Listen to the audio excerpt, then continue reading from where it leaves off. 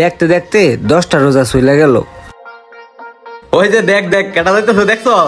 রমজান মাস উপলক্ষে 1 মাসের মূল্য হইছে। রমজান মাস গেলে এটির আর কুজ্জাও পাওয়া যাইতো না। এটি 1 মাসের লাগি দাঁড়ে টুপি। ও মা গো, জুতাটা ছিঁড়ে গেল, এটা কোনো কথা? এখন কেমনে যাবো? হ্যাঁ দেখ দেখ মুসলির জুতা ছিঁড়ে গেছে গা।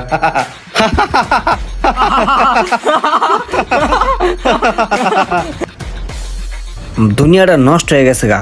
মানুষ একটু বিপদে পাশে না দাঁড়ায় উল্টা আরো হাসাহাসি করে।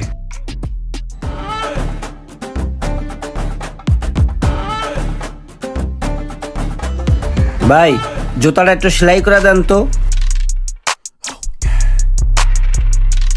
আচ্ছা ভাই, আপনি এক কাজ করেন, এইটা পায়দা আপনি ঘুরে আহেন। ঠিক আছে ভাই, একটু তাড়াতাড়ি করেন।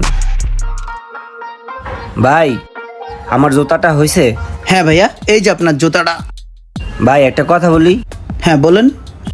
আমি একটু টাকাটা বাসার থেকে ফিরে এসে দেই। বাসাতে ফিরাইয়া দেই মানে?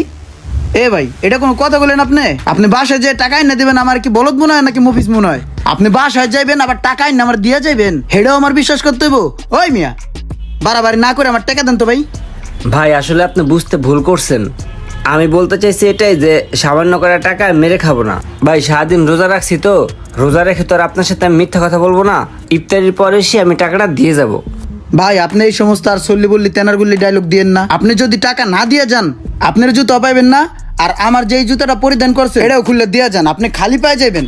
বাসাতে টাকা এনে তারপর আপনার জুতা নেবেন। ভাই আপনি একটা মানুষ হয়ে একটা মানুষকে এভাবে খালি পায়ে কিভাবে যেতে বললেন? ভাই এই ঈদ খোয়ার মধ্যে একটা মানুষ খালি পায়ে এভাবে যেতে পারে?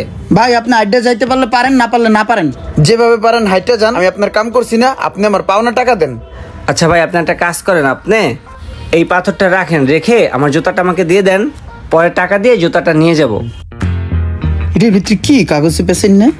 কি এটা সাদা প্লাস্টিকটারে মোড়াইয়া সাদা গোল করছে। হ্যাঁ হায় আল্লাহ, বাচ্চাদের কত প্রকারের খেলনা বাইরে হইছে।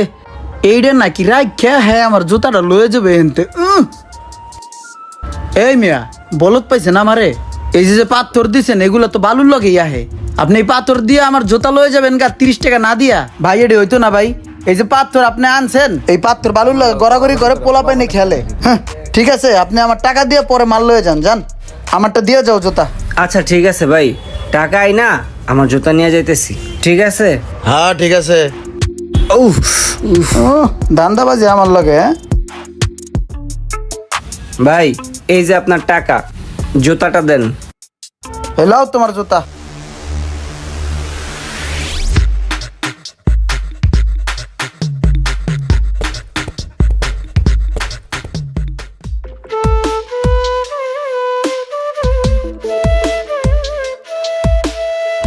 এই সোহাগ ভাই, আরে রোমান ভাই। আপনার না অনেক বড় একটা দোকান ছিল? হ্যাঁ ভাই, ওটা একটা সমস্যার কারণে সব বিক্রি করে দিচ্ছি। ও আচ্ছা ভাই, একটা কথা ছিল আপনার সাথে, একটু সাইডে আসবেন? হ্যাঁ ঠিক আছে, আসেন। এই আপনি একটু দেখেন।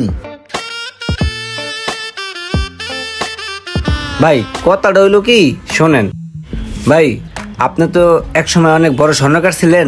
দেখেন তো এই পাথরটা কিসের? আরে জিনিসগুলা তো অরিজিনাল মনে হইতেছে। আরে এটা তো অনেক দামি জিনিস, তুমি এটা পাইলা কই? ভাই এই জিনিসটা তো আমার বাপে আমারে দিয়ে গেছিল, আর আমার বাপরে আমার দাদাই দিয়ে গেছিল। দেখেন তো ভাই জিনিসটা কি। এটা তো হীরা, অনেক দামি জিনিস, মূল্যবান, অনেক মূল্যবান। কি বলেন ভাই, এত দামি জিনিস আর আমি বুঝলাম না। আমি এটা এক মুসিরে দিছিলাম, মুসি তো রাখবই না, পরে মুসি হালাই দিছে। পরে আবার টোকাই আনলাম, ভাবলাম আপনার একটু জানানো উচিত, তাই নিয়ে আসলাম। আরে ভাই, এইটা যদি তুমি মুচিরে দাও, মুচি কি এটার মূল্য বুঝবো? অযোগ্য লোকেরা যদি যোগ্য জিনিস দাও তাহলে কি ওটার দাম দিতে পারে? মুচির নজর তো শিখে মানুষের জুতায়, কার জুতা রং করতে হইব, সেলাই করতে হইব, ওই চিন্তা। মুচি তো এটার কদর বুঝবে না।